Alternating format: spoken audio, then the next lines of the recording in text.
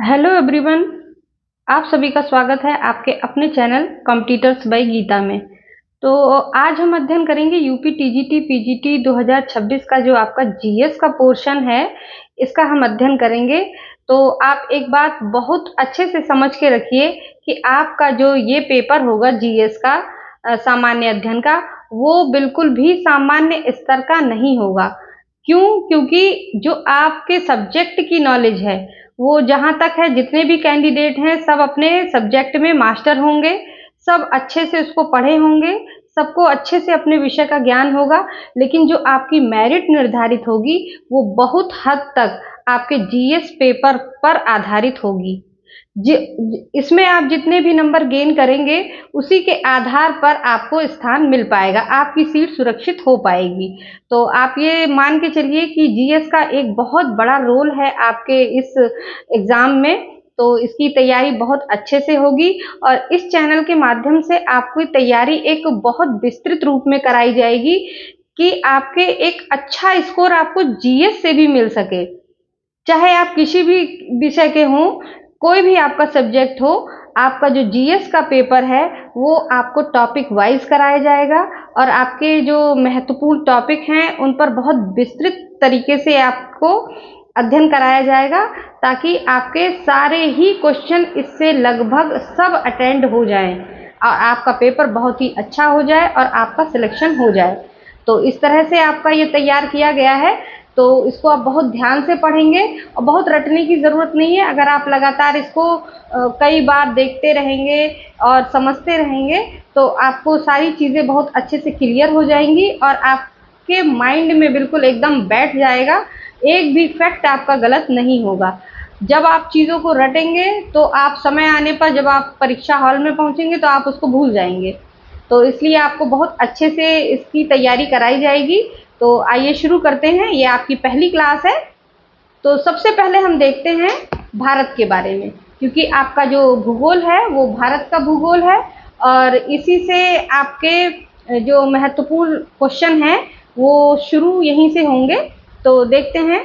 सबसे पहले हम देखेंगे कि भारत के जो उत्तरी बिंदु है, पूर्वी बिंदु है, पश्चिमी बिंदु है और दक्षिणतम बिंदु है, वो कौन कौन से हैं। इससे आपका एक प्रश्न अवश्य बनता है। तो देखिए, सबसे पहले जो आपका उत्तरी बिंदु है वो आपका हिमालय के तरफ, ये आपका लद्दाख के तरफ है उत्तरी बिंदु। इसको कहते हैं इंदिरा काल, इसका नाम है इंदिरा काल। इसको उत्तरी बिंदु, सबसे ये भारत का उत्तरी बिंदु है। फिर आता है आपका पूर्वी बिंदु। पूर्वी बिंदु जो है वो उसका नाम है किवुथु, अरुणाचल प्रदेश में है ये। तो ये सबसे पूर्वी बिंदु है भारत का। फिर आप आता है ये पश्चिमी बिंदु, ये इसका नाम है गुहार मोती और ये गुजरात में स्थित है। और आपका जो दक्षिणतम बिंदु है, दक्षिणतम बिंदु हम देखते हैं, ये आपका है कन्याकुमारी केप कमोरिन। ये तमिलनाडु में है। ये भारत की मुख्य भूमि का एक हिस्सा है। ये देखिए यहाँ ये है। और आपका ये दक्षिणतम बिंदु है जो एक वो ग्रेट निकोबार के समग्र रूप में यहाँ पर है। अगर आपके ऑप्शन में दिया होता है इंदिरा पॉइंट ग्रेट निकोबार, तो दक्षिणतम बिंदु में ये आपका सही माना जाएगा। और आपका उत्तरी बिंदु हो गया, ये आपका इंदिरा कोल है। तो इस तरह से अगर आप इसको देखते हैं, 2-3 बार अगर आप इसको देखते हैं तो आपको अच्छे से समझ में आ जाएगा। नेक्स्ट देखते हैं। अब ये आपकी सीमा रेखा है भारत की। तो इसमें भारत के पड़ोसी देश कौन कौन से हैं हम देखेंगे। पड़ोस में कौन कौन है। ये भारत की जो भू सीमा है ये वो है, इसकी लंबाई दी हुई है और जो तट रेखा है उसकी लंबाई दी हुई है। भारत की सर्वाधिक लंबी स्थलीय सीमा किसके साथ साझा होती है, यानी जो भारत की जो स्थलीय सीमा है, यानी वहाँ पर समुद्र नहीं है, नदियाँ नहीं है, तो सबसे पहले जो स्थल है यानी भूमि है वो किसके साथ साझा होती है, बांग्लादेश के साथ। यानी बांग्लादेश जो है वो हमारा पड़ोसी देश है और उसके साथ हमारी सीमा, भारत की सबसे लंबी तटीय रेखा जो है वो शामिल होती है। इसमें 2 प्रकार की सीमाएं हैं। एक तो प्राकृतिक जैसे पर्वत हैं, दूसरी आपकी है मानव निर्मित, यानी जो मनुष्य के द्वारा बनाई गई है। तो इसमें हम देखते हैं कि ये कौन कौन सी सीमा रेखा हैं जिनके की क्या नाम है। पहले देखते हैं इसको। एक आपकी है रेड क्लिफ रेखा, वो भारत और पाकिस्तान के साथ साझा होती है, यानी भारत और पाकिस्तान के बीच और बांग्लादेश, भारत और बांग्लादेश इनके बीच में एक रेखा बनाई गई है जो मानव निर्मित है, वो रेड क्लिफ रेखा है। फिर आता है आपका मैकमोहन रेखा, ये भारत और चीन के बीच में है, भारत और चीन के बीच में मैकमोहन रेखा बनाई गई है।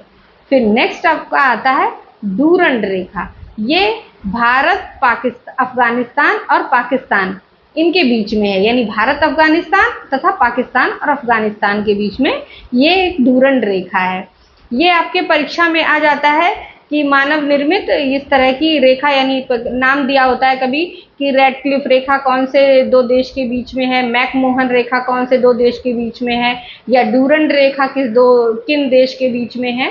तो इस तरह से क्वेश्चन आपसे पूछ लिया जाता है। नेक्स्ट आपके पड़ोसी देश कौन कौन से हैं, यानी हमको ये जानना है कि हमारे देश के पड़ोसी देश कौन कौन। सबसे पहले आता है पाकिस्तान। पाकिस्तान पहले भारत का ही एक हिस्सा था, तो जब बंटवारा हुआ तो पाकिस्तान बन गया, तो एक पाकिस्तान है। दूसरा आपका अफगानिस्तान है, फिर चीन और नेपाल है, भूटान और म्यांमार है, बांग्लादेश और मालदीव है, और श्रीलंका, लास्ट में श्रीलंका। तो ये हमारे पड़ोसी देश हैं, इनका भी बहुत ध्यान रखना है क्योंकि पड़ोसी देशों से भी क्वेश्चन पूछ लिया जाता है। नेक्स्ट है आपका स्थलीय सीमा। स्थलीय सीमा किसके साथ साझा करता है भारत? उत्तर में चीन और नेपाल के साथ, फिर उत्तर पश्चिम में अफगानिस्तान है, पश्चिम में आपका पाकिस्तान है, पूर्व में बांग्लादेश और म्यांमार है, उत्तर पूर्व में भूटान है, यानी ये स्थलीय सीमा साझा करते हैं। नेक्स्ट हम देखते हैं कि देश का नाम और भारत से लगती भू सीमा की लंबाई, यानी किसके साथ कितना है। तो इसमें लंबाई नहीं पूछा जाता है इतना, लेकिन ये पूछा जाता है कि देश के साथ किसकी सीमा लगती हुई है। तो बांग्लादेश की सीमा लगती है, नेपाल की सीमा लगती है, चीन की सीमा लगती है और पाकिस्तान की सीमा लगती है। फिर आते हैं आपका देश का नाम है भारत से लगती भू सीमा की लंबाई, यानी कौन से जो देश हैं जिनकी भू सीमा लगती है, म्यांमार है, भूटान है और अफगानिस्तान है। नेक्स्ट हम देखते हैं,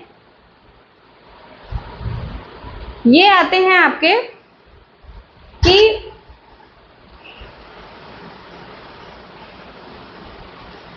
अब हमारे देश से सटे हुए कौन से हैं।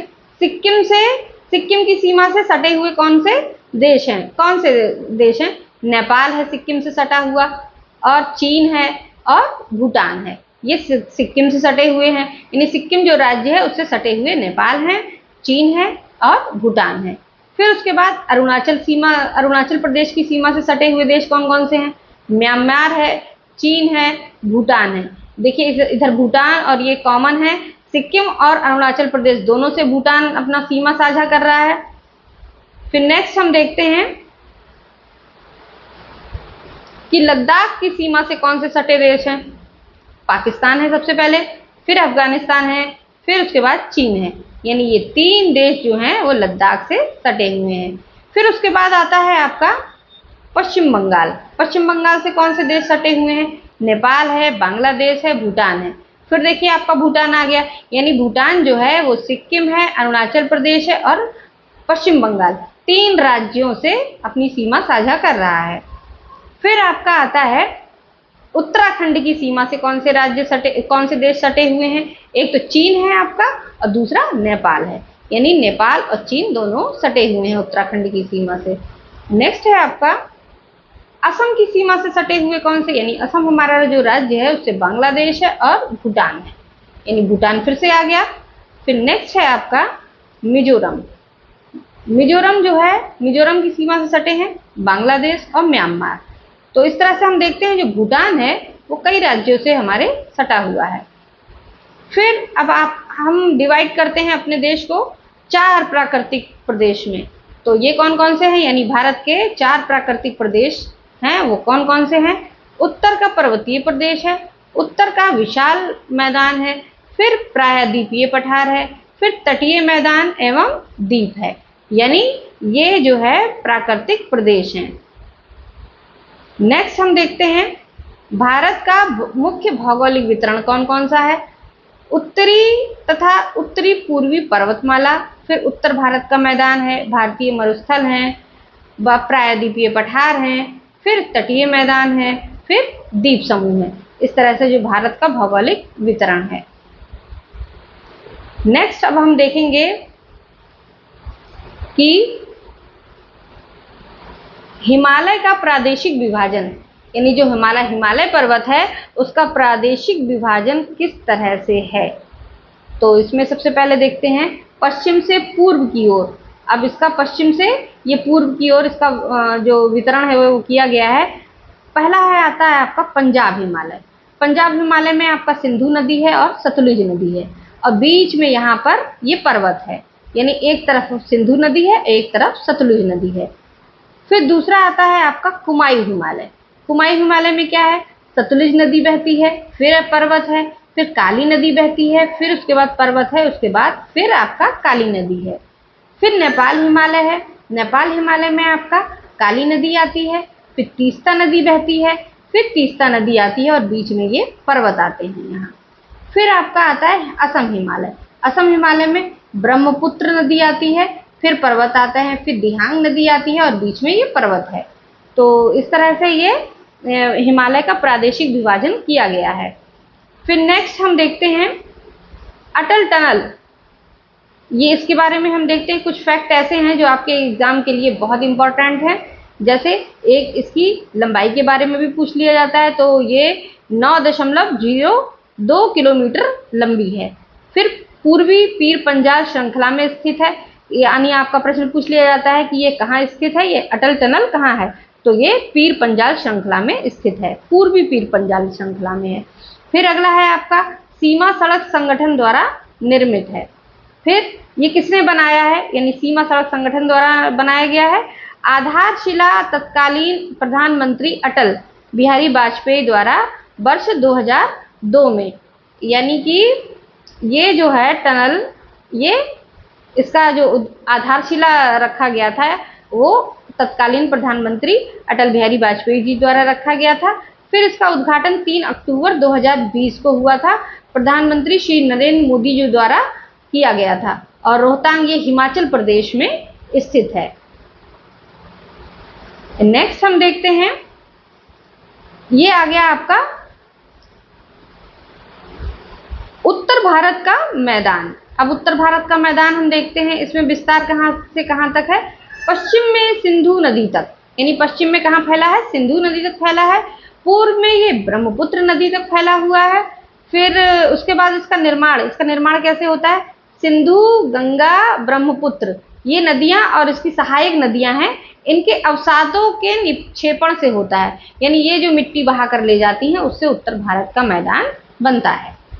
और इसकी औसत जो ऊंचाई है समुद्र तल से वो 50 से 150 मीटर तक की है। फिर अगला है आपका जलवायु, कृषि कार्य के विकास में सहायक, यानी जो इसकी जो जलवायु है वो कृषि कार्य के लिए बहुत ही सहायक है। नेक्स्ट हम देखते हैं, ये देखिए आपकी आ गई पहाड़ियाँ। ये प्रमुख जो आपकी दक्षिण भारतीय पहाड़ियाँ हैं वो ये बहुत ही सुंदर स्थान है। देखते हैं इसमें कौन कौन सी पहाड़ियाँ हैं। पहाड़ियों के बारे में बहुत क्वेश्चन आता है, तो पहाड़ियों को बहुत ध्यान से देखेंगे। नंबर 1 पर है आपका अन्नामलाई, ये केरल में स्थित है, तमिलनाडु और केरल के बीच में है ये। फिर देखिए नीलगिरी, ये कर्नाटक और केरल और तमिलनाडु ये तीनों के बीच में है ये। फिर अगला है आपका नल्लामाला, ये काइकम देखते हैं, काइमम। उसके बाद हम देखते हैं काइमम। काइमम जो है आपका ये केरल और तमिलनाडु के बीच में है, ये भी एक बहुत सुंदर स्थान है। और नेक्स्ट हम देखते हैं शेवराय, ये शेवराय है जो तमिलनाडु में है। फिर आपका है जवाड़ी, ये तमिलनाडु में है। बेलिकोंडा ये आंध्र प्रदेश में है, यानी आपकी बहुत सारी जो पहाड़ियां हैं वो तमिलनाडु में स्थित हैं। फिर आपका आता है पालकोंडा, ये आपका आंध्र प्रदेश में है। फिर उसके बाद आता है आपका नल्लामाला, नल्लामाला ये आपका आंध्र प्रदेश तेलंगाना में है। तो इस तरह से ये दक्षिण भारत की जो पहाड़ियां हैं वो अवस्थित हैं।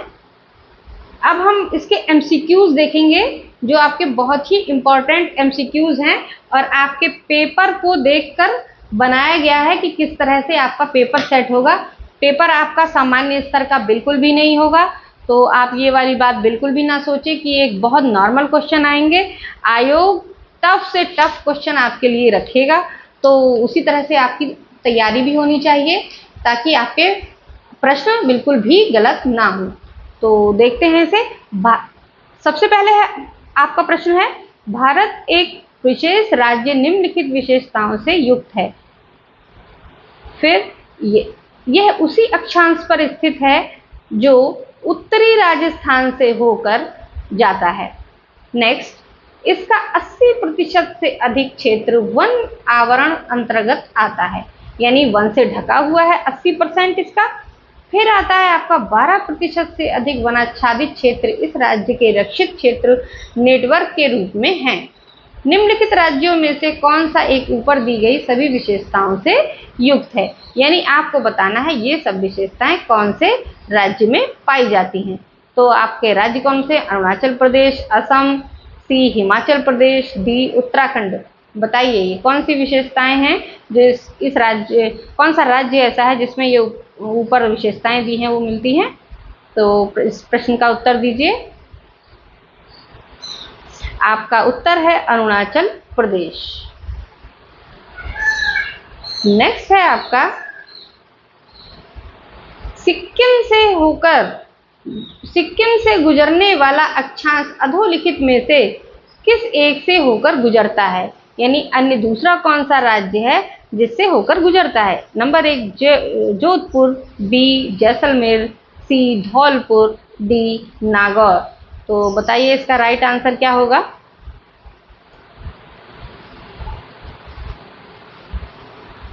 आपका राइट आंसर है जैसलमेर, यानी जैसलमेर।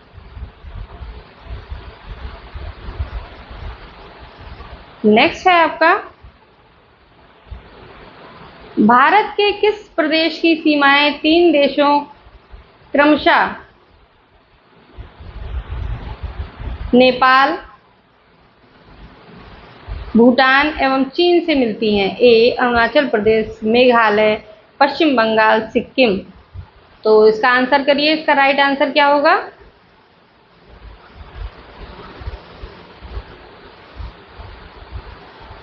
आपका राइट आंसर होगा सिक्किम, यानी आपका डी नंबर राइट आंसर है। नेक्स्ट है आपका, निम्नलिखित प्रमुख भारतीय नगरों में से कौन सा एक सबसे अधिक पूर्व की ओर अवस्थित है? ए हैदराबाद, बी भोपाल, सी लखनऊ, डी बेंगलुरु।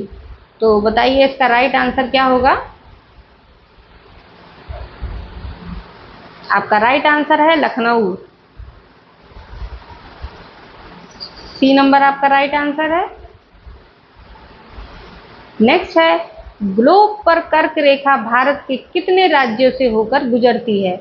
ए 4, बी 5, सी 8, डी 6। तो बताइए कितने राज्यों से होकर गुजरती है? आपका राइट आंसर है 8, यानी सी नंबर आपका राइट आंसर है। नेक्स्ट है, भारत के किस द्वीप का उद्गम ज्वालामुखी है? ए कार निकोबार, बैरन, उत्तरी अंडमान, लिटिल निकोबार। बताइए इसका राइट आंसर क्या होगा?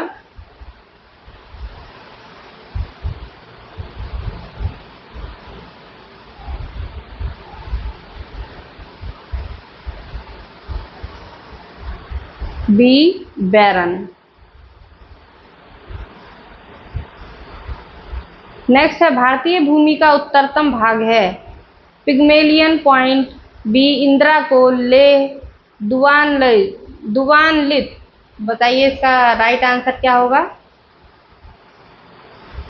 यानी जो सबसे पहले आपने प्रश्न किया है, सबसे पहले आपने स्टडी की है, यानी भारत का जो उत्तरतम भाग है सबसे उत्तर में क्या है?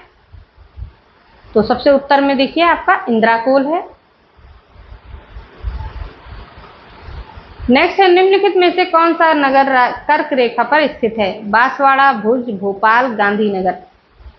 ये सबसे ज्यादा क्वेश्चन आते हैं। इसका हम एक मैप आपको प्रोवाइड कराएंगे कि कर्क रेखा और मकर रेखा, इससे संबंधित प्रश्न हम आपको इससे संबंधित जो फैक्ट हैं वो हम आपको देंगे, ताकि आपका ये प्रश्न बिल्कुल भी गलत ना हो। तो आपका राइट आंसर है बांसवाड़ा।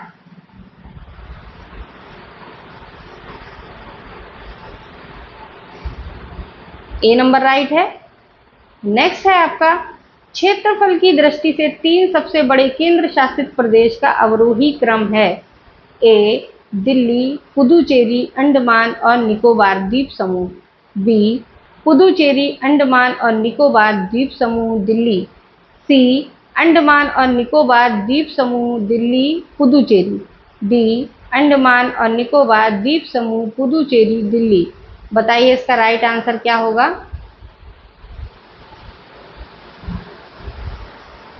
आपका राइट आंसर होगा सी, अंडमान और निकोबार द्वीप समूह, दिल्ली, पुदुचेरी। नेक्स्ट है आपका, निम्नलिखित राज्यों में से किसकी सर्वाधिक तटरेखा है? ए गुजरात, बी महाराष्ट्र, केरल, तमिलनाडु। बताइए इसका राइट आंसर क्या होगा?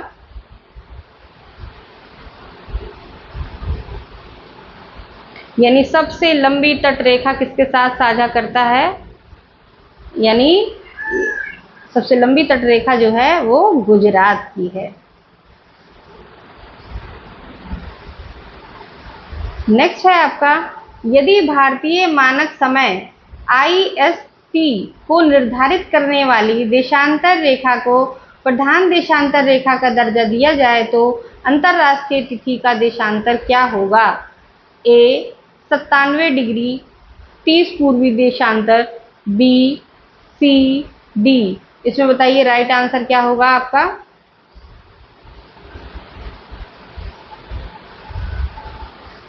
इसका ए नंबर आपका राइट आंसर होगा। नेक्स्ट है आपका, निम्नलिखित देशांतरों में से कौन सी रेखा भारत की प्रमाणिक योम्योत्तर रेखा है? ए 87 डिग्री, बी 84 डिग्री, सी 82 डिग्री, डी 85 डिग्री। बताइए इसका कौन सा राइट आंसर है? इसका सी नंबर राइट है आपका।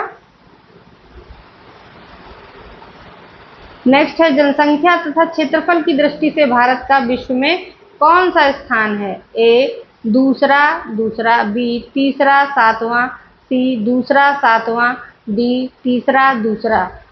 बताइए इसका राइट आंसर क्या है?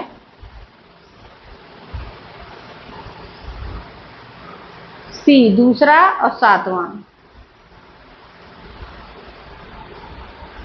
लक्षद्वीप समूह स्थित है ए अरब सागर में, खंबात की खाड़ी में, मन्नार की खाड़ी में, बंगाल की खाड़ी में।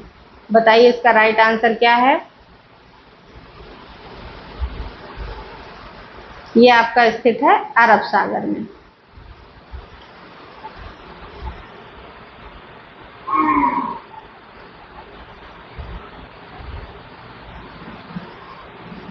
ए नंबर आपका राइट आंसर है।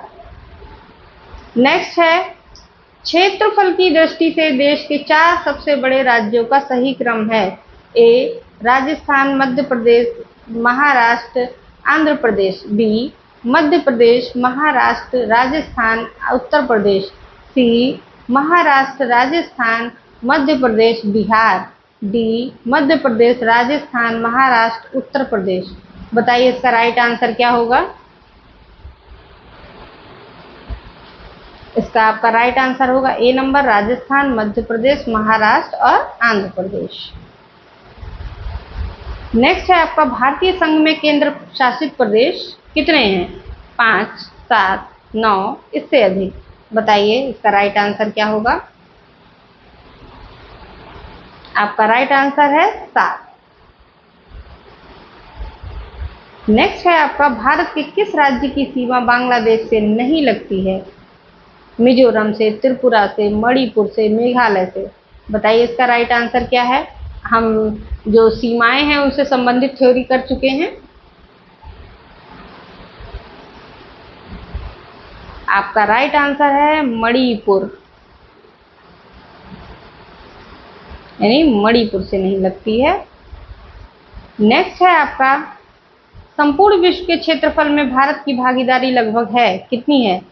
1.50%, बी 2.4%, सी 3.50%, डी 16.00%।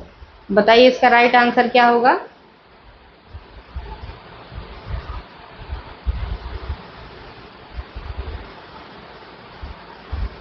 इसका राइट आंसर है 2.4%।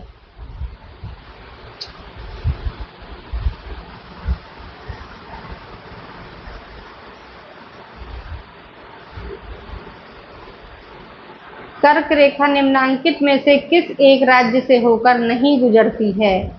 ए राजस्थान, बी गुजरात, सी त्रिपुरा, डी ओडिशा। बताइए इसका आंसर करिए। आपको बताना है कि किससे होकर कर्क रेखा नहीं गुजरती है। कर्क रेखा से संबंधित आपके प्रश्न बहुत अधिक एग्जाम में आते हैं, तो हम इससे संबंधित आपको प्रश्न उपलब्ध कराएंगे, तो आपका एक भी प्रश्न गलत नहीं होगा। आपका राइट आंसर है ओडिशा।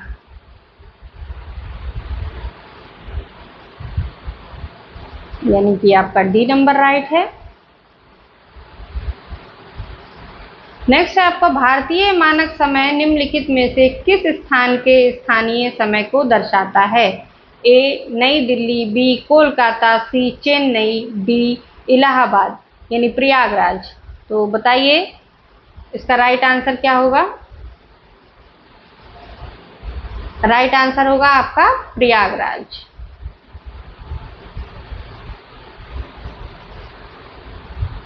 नेक्स्ट है, मरकत द्वीप एमराल्ड आइलैंड के नाम से प्रसिद्ध है, कौन सा? लक्षद्वीप, अंडमान निकोबार द्वीप समूह, दमन द्वीप, न्यू मूर द्वीप। तो बताइए इसका राइट आंसर क्या होगा?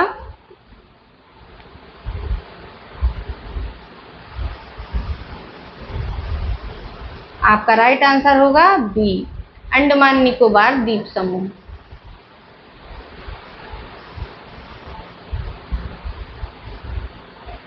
नेक्स्ट है आपका, आदम का पुल एडम ब्रिज निम्न में से किन दो देशों के बीच स्थित है?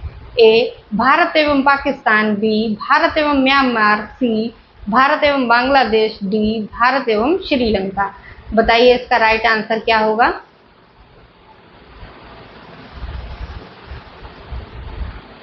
राइट आंसर होगा आपका डी भारत एवं श्रीलंका। निम्न में से कौन सा द्वीप भारत एवं श्रीलंका के मध्य स्थित है? एलिफेंटा, न्यू मूर, रामेश्वरम, लक्षद्वीप। बताइए इसका राइट आंसर क्या होगा? रामेश्वरम।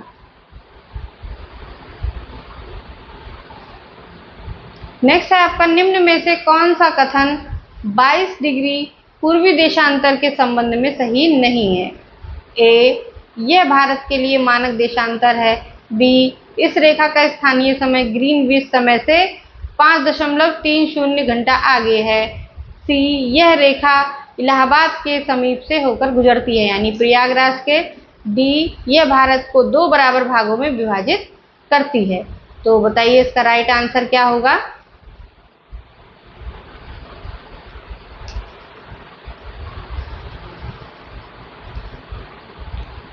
इसका राइट आंसर होगा डी ये भारत को 2 बराबर भागों में विभाजित करती है।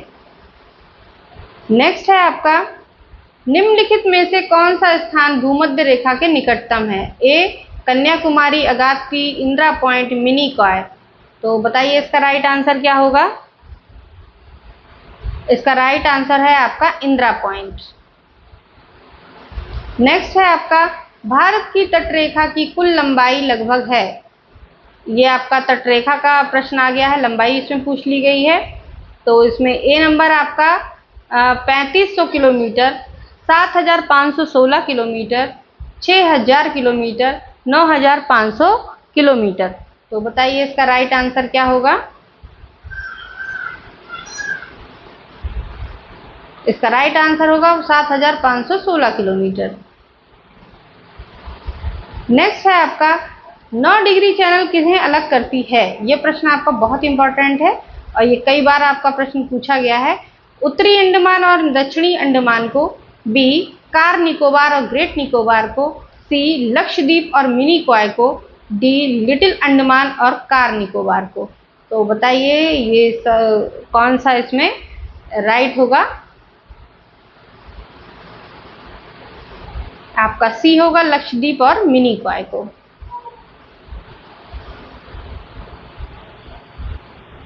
नेक्स्ट है आपका निम्नलिखित द्वीपों के युग्मों में से कौन सा एक 10 अंश जलमार्ग द्वारा आपस में पृथक किया जाता है।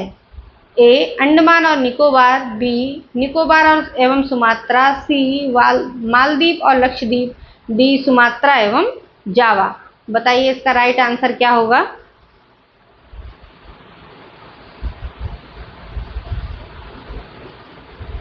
इसका राइट आंसर होगा ए अंडमान एवं निकोबार।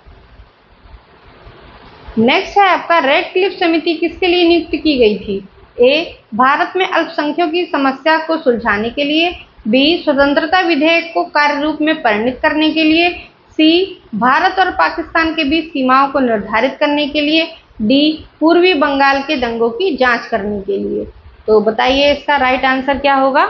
भारत और पाकिस्तान के बीच में रेड क्लिफ रेखा है, तो इससे आपको बिल्कुल पता चल जा रहा है कि सी नंबर राइट होगा, भारत और पाकिस्तान के बीच सीमाओं को निर्धारित करने के लिए।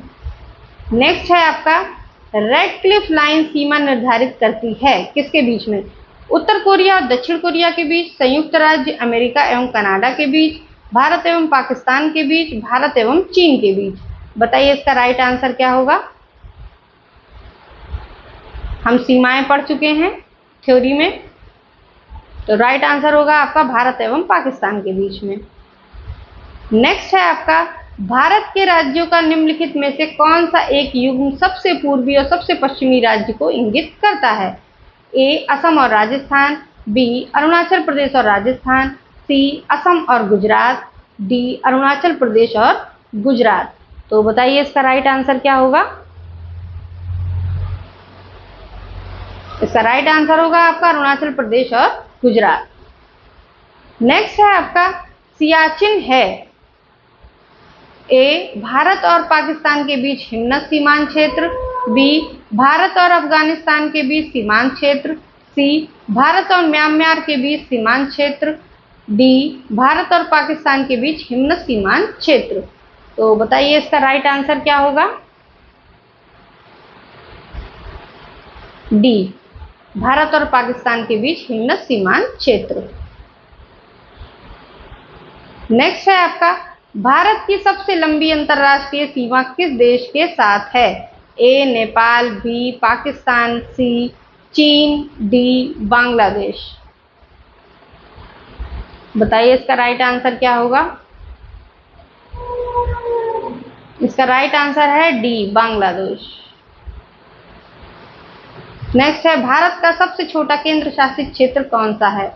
चंडीगढ़, बी अंडमान और निकोबार, सी लक्षद्वीप, दादरा तथा नगर हवेली। तो बताइए इसका राइट आंसर क्या होगा। आपका राइट आंसर होगा सी लक्षद्वीप। नेक्स्ट है आपका कर्क रेखा निम्नलिखित में से किस राज्यों से गुजरती है। ए गुजरात, झारखंड, असम, मिजोरम। बताइए इसका राइट आंसर क्या होगा।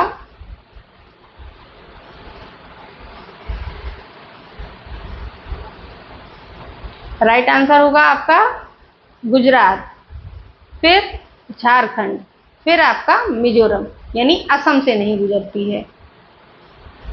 तो आपका राइट है जो उसी नंबर है राइट। नेक्स्ट है भारत का पूर्वतम स्थान निम्नलिखित में से किस राज्य में अवस्थित है। ए मिजोरम, बी मेघालय, सी अरुणाचल प्रदेश, डी नागालैंड। बताइए इसका राइट आंसर क्या होगा।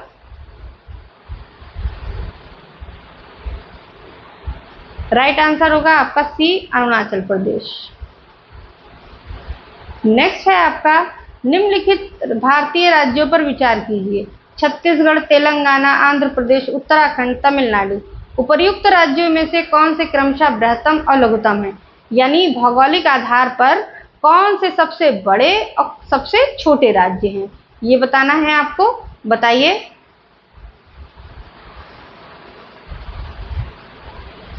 आपके सबसे बड़े राज्य हैं आंध्र प्रदेश, और जो आपका सबसे छोटा है वो है आपका तमिलनाडु। नेक्स्ट है आपका, निम्नलिखित में से कौन सा देश भारतीय राज्य उत्तर प्रदेश सीमाएं साझा करता है? ए चीन, बी भूटान, सी नेपाल, डी बांग्लादेश। बताइए इसका राइट आंसर क्या होगा? आपका सी नंबर होगा, नेपाल। नेक्स्ट है आपका, निम्नलिखित में से किस जिले को राष्ट्रीय राजधानी क्षेत्र एनसीआर के 23वें जिले के रूप में शामिल किया गया है? शामली, अलीगढ़, आगरा, मथुरा, यानी एनसीआर में कौन शामिल हुआ है? ये आपका शामली है, यानी ए नंबर आपका राइट आंसर है। नेक्स्ट है आपका, निम्नलिखित भारतीय राज्यों में से किसमें से कर्क रेखा नहीं गुजरती? ए राजस्थान, बी त्रिपुरा, सी मिजोरम, उत्तर प्रदेश। बताइए कर्क रेखा किसमें से नहीं गुजरती है? आपका राइट आंसर है उत्तर प्रदेश, यानी उत्तर प्रदेश से कर्क रेखा नहीं गुजरती है, यानी आपका डी नंबर राइट है। नेक्स्ट है, ये आपका क्वेश्चन है जो, तो इस तरह से आप इसको बार बार रिवीजन करते रहिए और पढ़ते रहिए। आपका एक भी क्वेश्चन कहीं बाहर नहीं जाएगा, इसी में से आएगा। बस ये सोच लीजिए कि तैयारी का कोई शॉर्टकट नहीं होता। आप सोचिए कि थोड़े बहुत क्वेश्चन करने से आपका पेपर ठीक हो जाएगा, तो ऐसा नहीं है। जीएस पर भी एक अच्छी मेहनत आपको करनी होगी, जिससे आपका पेपर आपके लिए स्कोरिंग होगा और आप की सीट सुरक्षित हो पाएगी।